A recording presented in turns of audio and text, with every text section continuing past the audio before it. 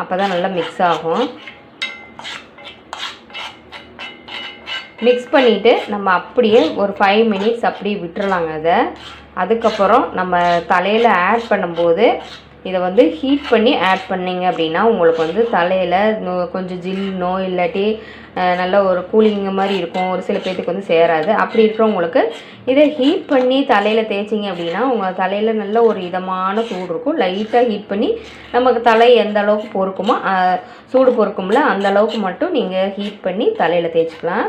இது பாருங்கள், பொடி வந்து ஒவ்வொரு பக்கமாக அப்படியே மிக்ஸ் ஆகாமல் நின்றுக்குது. இப்போ பாருங்கள், நல்லா கலந்து விடும்போதே கலர் நல்லா கிடைக்கும்.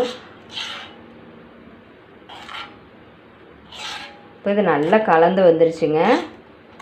நம்ம பிளேட் போட்டு இதை அப்படியே ஒரு 10 நிமிஷம் அப்படி வச்சிடலாம். அதுக்கப்புறம் இந்த இரும்பு கடாயை லைட்டாக சூடு பண்ணி அப்புறம் நம்ம தலையில் ஆட் பண்ணிக்கலாம்.